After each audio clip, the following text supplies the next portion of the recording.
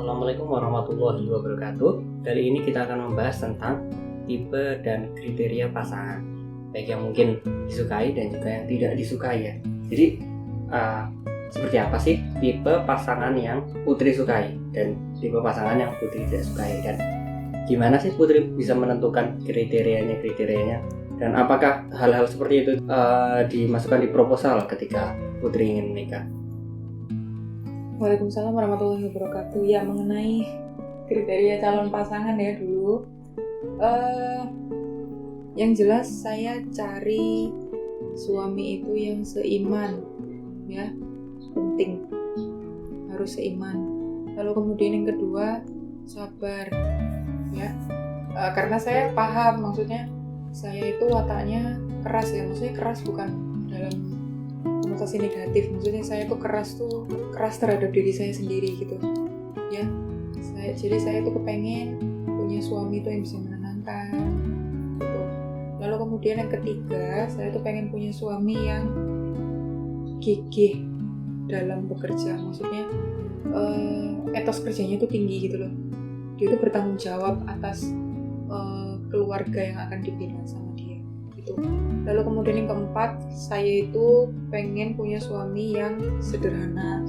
Ya, intinya sederhana itu ya sederhana secara penampilan, sederhana secara kehidupan sehari-hari, seperti itu. Terus kemudian mungkin itu empat kriteria besar ya. Lalu kemudian mengenai kriteria fisik, ya jujur aja kalau saya, maksudnya sebagai seorang perempuan biasa ya, saya itu menginginkan suami yang good looking seperti itu ya, kemudian suami yang hidungnya mancung ya, terus habis gitu suami yang penampilannya selalu rapi seperti itu ya. Alhamdulillah Allah kasih sesuai dengan kriteria saya gitu. Lalu kemudian mengenai tipe pasangan yang saya hindari, saya menghindari pasangan yang pemarah, itu saya sangat hindari. Lalu kemudian yang tidak berkata jujur, maksudnya suka bohong ya, saya nggak suka. Terus kemudian tipe pasangan yang malas ya, maksudnya sekarang masa laki-laki malas gitu kan, nggak boleh ya, seorang suami itu nggak boleh malas ya, karena dia itu menjadi qawwam untuk istri dan anak-anaknya seperti itu. Lalu kemudian untuk kriteria secara ekonomi ya, kalau saya dari awal tidak menetapkan saya harus punya suami yang kaya raya, enggak gitu. Ya ini kembali lagi ya, kriteria orang-orang kan berbeda. Cuman yang harus kita prioritaskan dalam memilih pasangan adalah kriteria agamanya, kebaikan akhlaknya gitu ya. Karena kalau misal akhlaknya baik, ke belakangnya baik kok ya, nanti itu akhlaknya baik, terus kemudian rezeki yang datang itu baik, udah sih begitu.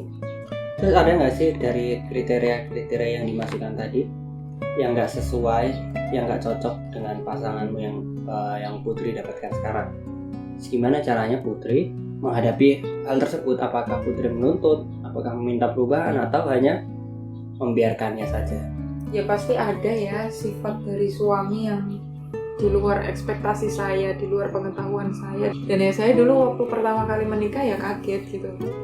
Lalu kemudian saya coba untuk mengutarakan ketidaknyamanan saya gitu. Dan kembali lagi ya, ketika kita mengutarakan ketidaknyamanan mengenai sifat dari masing-masing pasangan, itu adalah kesempatan bagi saya dan pasangan untuk saling mengenal lebih dalam ya. Jadi kan artinya kalau misal ada sifat-sifat suami atau sifat-sifat istri yang nanti setelah menikah, oh ternyata kamu kayak gini ya, nggak nyangka aku kayak gitu tuh, mungkin nanti ada gitu, dan pasti ada ya. Ya itu berarti berarti kita sudah bisa mengenal pasangan kita lebih dalam lagi. Lalu kemudian yang kedua, kita juga bisa melapangkan melapangkan ruang ekspektasi untuk kita bisa menerima pasangan kita gitu loh ya.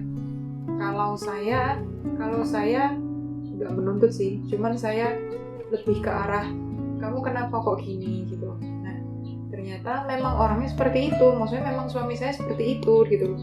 Dan selagi itu tidak menyalahi syariat, ya berarti kita harus bisa menerima, kita harus bisa beradaptasi gitu. Kembali lagi bahwa tidak ada manusia yang sempurna, dan saya yakin suami saya pun merasakan hal yang sama. Pasti ada beberapa sifat dari saya yang menurut dia itu, aduh aku nggak serap ini sebenarnya. Tapi alhamdulillah suami saya masih bisa menerima saya dengan lapang dada, menerima saya apa adanya. Berarti saya juga harus bisa seperti itu gitu.